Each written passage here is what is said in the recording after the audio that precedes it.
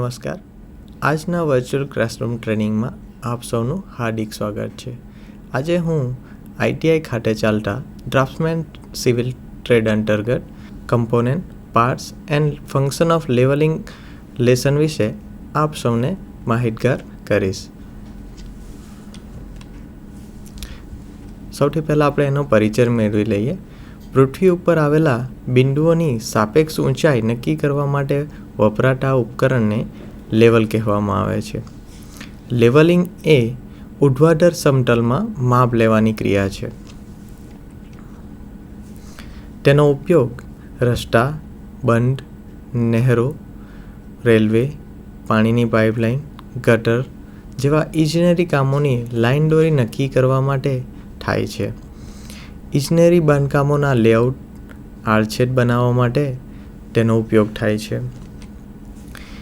ઇજનેરી બાંધકામોમાં માટીકામની ગણતરી કરવા માટે, સમોચ્ચ રેખાના નકશાઓ બનાવવા માટે, પૃથ્વીની સપાટી પર આવેલા મહત્વના તથા જરૂરી બિંદુઓની સાપેક્ષ ઊંચાઈ કે ઊંડાઈ શોધવા માટે લેવલિંગનો ઉપયોગ કરવામાં આવે છે. સ્ત્રાવ ક્ષેત્ર લક્ષણો જાણી સ્ત્રાવ ક્ષેત્ર નિશ્ચિત કરવા માટે, જળાશયનું સ્થાન નિર્ધારણ કરવા માટે તેમજ જળાશયની સંગ્રહ શક્તિ તેમજ ડૂબમાં જતો વિસ્તાર નક્કી કરવા માટે લેવલિંગનો ઉપયોગ થાય છે. આપણે પહેલાં જોયું તેમ રસ્તા, પુલ, રેલવે, પાણીની પાઇપલાઇન વગેરેમાં આનો સૌથી વધારે ઉપયોગ થાય છે. તેમજ કોઈ બંધ બની ગયા પછી કેટલો વિસ્તાર પાણીમાં જશે અને કેટલા વિસ્તારનું સ્થળાંતર કરવા પડશે, આ લેવલિંગ કાર્ય કર્યા પછી તેનો અંદાજ આપણને મળી શકે છે. દાખલા તરીકે કોઈ જગ્યાએ આપણે બાંધકામ વખતે માટીનું પુરાણકામ કરવું છે તો ત્યારે કેટલી માટી પુરાણકામમાં જશે એ અંદાજ લગાડવા માટે પણ લેવલિંગ કામનો ઉપયોગ થાય છે. અથવા તો કેટલી માટી આપણે બહારથી મંગાવવી પડશે એ પણ એના દ્વારા નક્કી કરી શકાય છે. લેવલિંગ કાર્ય માટે વપરાતા જુદા જુદા ઉપકરણો, એમાં પહેલું છે ડમ્પી લેવલ, બીજું છે વાય લેવલ, ત્રીજું છે રિવર્સિબલ લેવલ, ચોથું છે અવનમ્ય એટલે કે ટિલ્ટિંગ લેવલ, પાંચમું છે ક્વિક સેટ લેવલ, છઠ્ઠું છે ઓટો સેટ લેવલ અને સાતમું છે ડિજિટલ લેવલ. લેવલના જુદા જુદા ભાગો, એમાં પહેલું છે લેવલિંગ હેડ, બીજું છે ટેલિસ્કોપ, ત્રીજું છે લેવલ ટ્યુબ અને ચોથું છે ટ્રીપોડ એટલે કે ઘોડી. લેવલના ભાગોમાં પહેલું છે સમતલીકરણ શીર્ષ. સમતલીકરણ શીર્ષની મદદથી દ્રષ્ટિરેખાના પ્લેનને ક્ષૈતિજ તલમાં લાવવામાં આવે છે. તેમાં ઉપલી પ્લેટ, નીચલી પ્લેટ, લેવલિંગ સ્ક્રૂ, 3 કે 4 ફૂટ સ્ક્રૂ વગેરે ભાગો આવેલા હોય છે. ત્યાર પછી છે ટેલિસ્કોપ. દ્રષ્ટિરેખા મેળવવા અને લેવલ સ્ટાફનું વાંચનાંક લેવા માટે તે ઉપયોગી છે. તેમાં નેત્રકાચ અને દર્શનકાચ જેવા ભાગો આવેલા છે જેની આપણે વિગતવાર ચર્ચા કરીશું. લેવલ ટ્યુબ અથવા તો બબલ ટ્યુબ. લેવલ ટ્યુબ ટેલિસ્કોપની ઉપર બેસાડેલી હોય છે. તેને એક છેડે મિજાગરો અને બીજા છેડે કેપ્સ્ટન હેડેડ સ્ક્રૂ આવેલા હોય છે. લેવલ ટ્યુબની મદદથી આ લેવલ મશીનને ક્ષૈતિજ બનાવવામાં આવે છે. ત્યાર પછી છે ઘોડી. ઘોડી ઉપર લેવલને બેસાડવામાં આવે છે. ટેલિસ્કોપની આપણે વિગતવાર ચર્ચા કરીએ. ટેલિસ્કોપનો ઉપયોગ સર્વેક્ષણના વિવિધ પ્રકારના ઉપકરણો જેવા કે લેવલ, એબની લેવલ, થિયોડોલાઇટ, બોક્સાઇટ વગેરેમાં થાય છે. ટેલિસ્કોપના ઉપયોગથી દૂરની વસ્તુ સ્પષ્ટ દેખાય છે જેથી સ્ટાફનું વાંચનાંક સરળતાથી લઈ શકાય છે. સર્વેયર કામ માટે જેટલા પણ સાધન વપરાય છે એમાં બધા જ પ્રકારના સાધનોમાં મોટે ભાગે ટેલિસ્કોપનો ઉપયોગ થાય જ છે. જેથી કરીને આપણે દૂરની વસ્તુઓને આપણે નજીક લાવીને સ્પષ્ટ જોઈ શકીએ છીએ અને એનું વાંચનાંક લઈ શકીએ છીએ. દાખલા તરીકે આપણે પહેલાં ડમ્પી લેવલનો ઉપયોગ જોયો હતો તો એક માણસ આપણાથી માનો કે 60-70 મીટર દૂર ઊભેલો છે. તે સ્ટાફ પરના જો રીડિંગ આપણે વાંચવા હોય તો આ ટેલિસ્કોપની મદદથી આપણે ઇઝીલી વાંચી શકીએ છીએ. જેથી કરીને સૌથી વધારે ઇમ્પોર્ટન્ટ હોય લેવલ મશીનની અંદર તો એ છે ટેલિસ્કોપ, જે આપણને દૂરની વસ્તુઓને નજીક કરીને સ્પષ્ટ દેખાડે છે. ટેલિસ્કોપ 2 પ્રકારના હોય છે. એક તો બાહ્ય નાભિયન ટેલિસ્કોપ, એક્સટર્નલ ફોકસિંગ ટેલિસ્કોપ. બીજું છે આંતરિક નાભિયન ટેલિસ્કોપ એટલે કે ઇન્ટરનલ ફોકસિંગ ટેલિસ્કોપ. તેમાં પહેલાં જોઈએ એક્સટર્નલ ફોકસિંગ ટેલિસ્કોપ એટલે કે બાહ્ય નાભિયન ટેલિસ્કોપ. બાહ્ય નાભિયન ટેલિસ્કોપ 2 નળીઓનું બનેલું હોય છે, જેમાં એક નળી બીજી નળીની અંદર સરકી શકે છે. અંદરની નળીને સરકાવવા માટે રેક અથવા તો પિનિયન અને નાભિયન સ્ક્રૂની વ્યવસ્થા કરવામાં આવેલી હોય છે. નાભિયન સ્ક્રૂ વડે અંદરની નળીને આગળ પાછળ સરકાવી શકાય છે. એક નળીના છેડે દર્શન કાચ અને બીજી નળીના છેડે નેત્ર કાચ ફિટ કરેલો હોય છે. નેત્ર કાચની પાછળ બિંબપટ એટલે કે ડાયાફાર્મ ફિટ કરેલો હોય છે. એક્સટર્નલ ફોકસિંગ ટેલિસ્કોપના જુદા જુદા ભાગો. એમાં પહેલું છે નેત્ર કાચ, બીજું છે ડાયાફાર્મ, ત્રીજું છે દર્શન કાચ, ચોથું છે રેક અને પિનિયન, પાંચમું છે નાભિયન સ્ક્રૂ. નેત્ર કાચ એટલે કે જ્યાંથી માણસ વસ્તુને જુએ છે.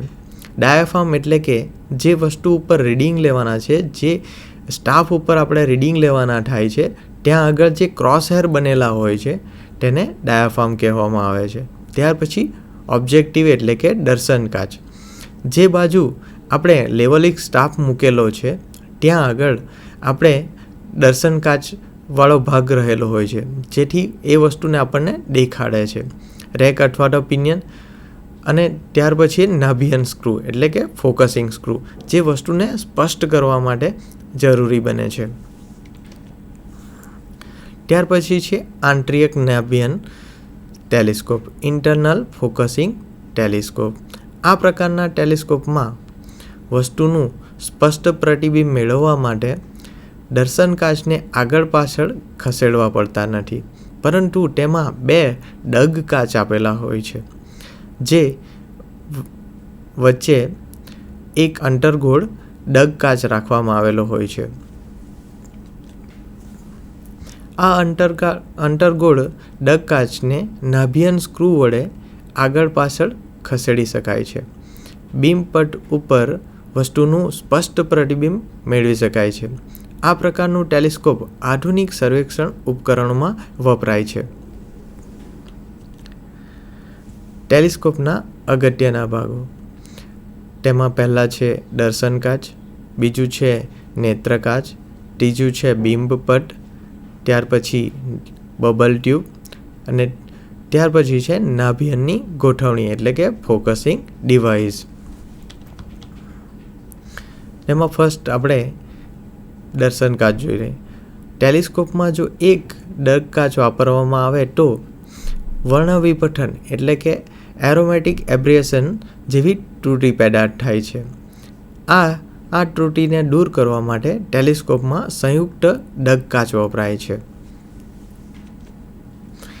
એક ડગ કાચ દ્વિબહિગોળ હોય છે, જે ક્રાઉન ગ્લાસનો બનેલો હોય છે. બીજો ડગ કાચ બહિર્ગોળ અંતર્ગોળ હોય છે, જે ફ્લિન્ટ ગ્લાસમાંથી બનેલો હોય છે. નેત્રકાચનો ઉપયોગ વસ્તુના પ્રતિબિંબ અને આડાટારને મોટા બનાવવા માટે થાય છે. નેત્રકાચ તરીકે 2 નાના એકસરખી કેન્દ્ર લંબાઈવાળા સપાટ બહિર્ગોળ ડગકાચો વપરાય છે.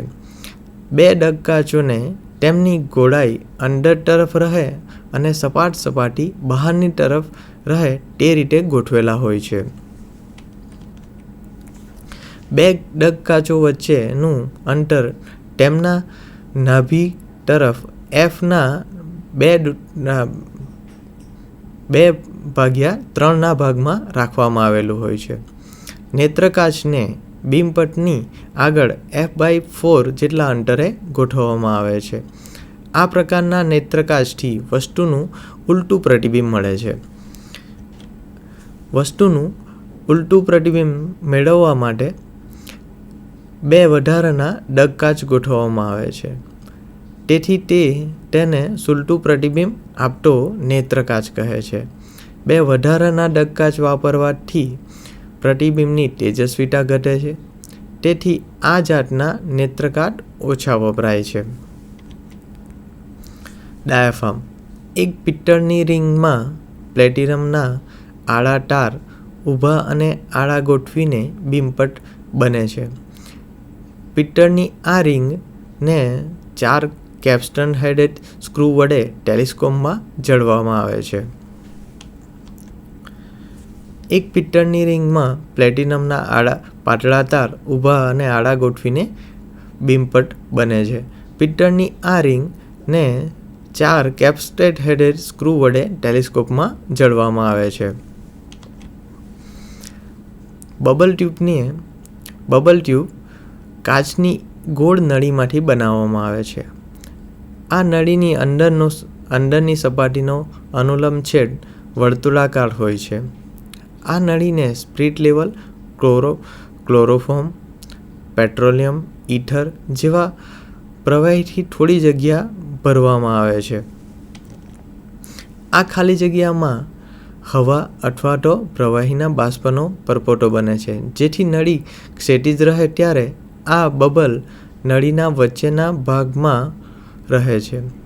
નળીના મધ્ય ભાગથી બંને બાજુ બબલ કેટલું ખસે છે તે નક્કી કરવા માટે નળીના મધ્ય ભાગથી બંને બાજુ એક સરખા કાપા પાડવામાં આવેલા હોય છે. આ રીતે બનેલી બબલ ટ્યુબને ટેલિસ્કોપની ઉપર કે નીચે જડવામાં આવે છે. બબલ ટ્યુબનો અક્ષ એ બબલ ટ્યુબની અંદરની ગોળાઈવાળા ભાગના મધ્યબિંદુનો સ્પર્શક છે. જ્યારે બબલ કેન્દ્રમાં રહે ત્યારે બબલ ટ્યુબનો અક્ષ ક્ષિતિજ બને છે. ત્યાર પછી આપણે એક સાધન જે આપણા પહેલા લેસનની અંદર જોઈ ગયા હતા તેનો માહિતી મેળવી લઈએ. તેમાં છે ડમ્પી લેવલ. તલેક્ષણ કાર્યમાં સૌથી વધારે વપરાતું સાધન છે. તેમાં અન્ય લેવલની સરખામણીએ સ્થળાંતરીય ભાગ ઓછા હોય છે. તેથી તેને ડમ્પી લેવલ કહેવામાં આવે છે. ડમ્પી લેવલના જુદા જુદા ભાગો. એક તો પહેલાં છે નીચલી પ્લેટ એની, ત્યાર પછી છે ઉપરની પ્લેટ, ત્યાર પછી ફૂટ સ્ક્રૂ, ટેલિસ્કોપ, ક્લેમ્પ સ્ક્રૂ, મંદ ચાલક સ્ક્રૂ, ત્યાર પછી છે દર્શન સ્ક્રૂ, નેત્રકાચ, દર્શન કાચ, નાભિયન સ્ક્રૂ, બીમપટ સ્ક્રૂ, બબલ ટ્યુબ, મિજાગરા, કેપ્સ્ટન હેડેડ સ્ક્રૂ અને ત્યાર પછી સૂર્યકાચ. આજના લેસનમાં આપણે લેવલ કાર્યમાં વપરાતા સાધનના કમ્પોનેન્ટ, ભાગો, એનો ઉપયોગ વિશે માહિતી મેળવી. આજના લેસન વિશે અહીં પૂર્ણ થાય છે. આભાર.